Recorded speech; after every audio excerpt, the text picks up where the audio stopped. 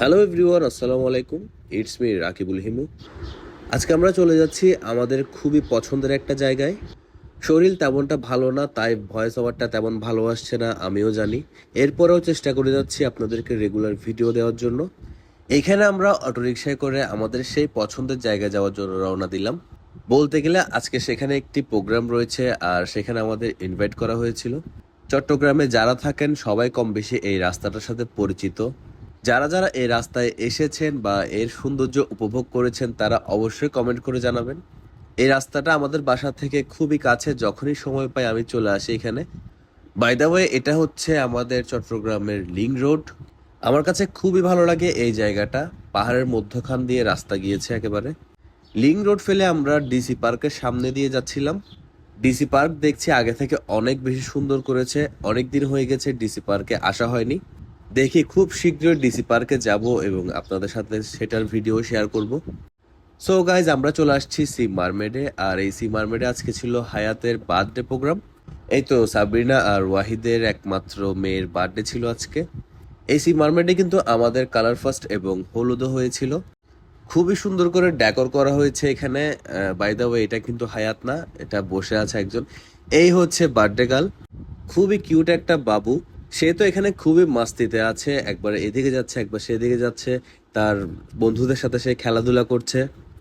আমরা আস্তে আস্তে খুবই লেট হয়ে গিয়েছিল, আমাদের জন্য সবাই ওয়েট করছিল। তাই আসার সাথে সাথে খেতে বসে গেলাম।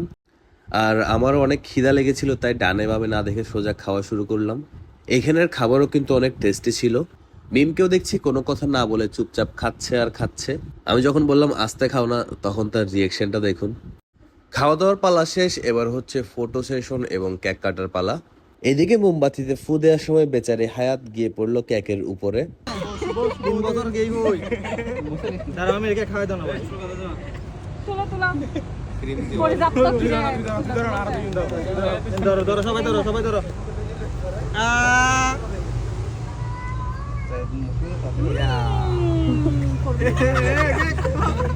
আমি like it you like it ওরা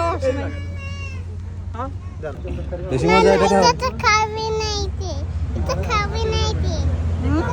এইদিকে আমরা আবার দাঁড়ালাম এবং সুন্দর সুন্দর করে পিক তুললাম কিছু। এই সি মারমেড নিয়ে কিন্তু আমার পেজে অনেকগুলো ভিডিও আছেন, আপনারা চেক করলে দেখতে পারবেন। এখানে তো মিম বিড়াল দেখার সাথে সাথে বিড়ালটাকে ধরে ফেললো আরেক বিড়াল পাগলি মেয়ে। বাসায় 2টা বিড়াল আছে, সারাদিন সেই বিড়ালগুলো নিয়ে থাকে। আবার রেস্টুরেন্টে বিড়াল দেখার সাথে সাথে সেটাকেও কোলে তুলে নিল। সে কিন্তু বিড়াল অনেক পছন্দ করে। আর এই রেস্টুরেন্টে কিন্তু এমন কয়েকটা বিড়াল রয়েছে আরো। অবশেষে বিড়াল তার জ্বালা সহ্য করতে না পেরে দিল দৌড়।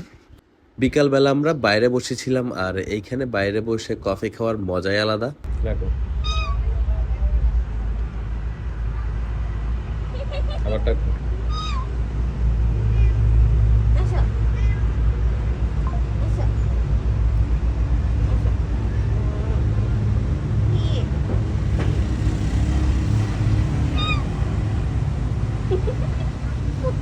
ও বলতে যে আমার বাচ্চা নাই।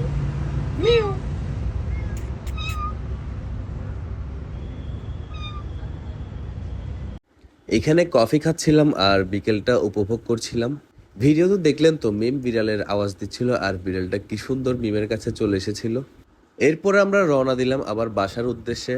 সো গাইজ, আজকের মতো এখানেই বিদায় নিচ্ছি। সবাই ভালো থাকবেন, সুস্থ থাকবেন এবং আমার জন্য দোয়া করবেন। আল্লাহ হাফেজ।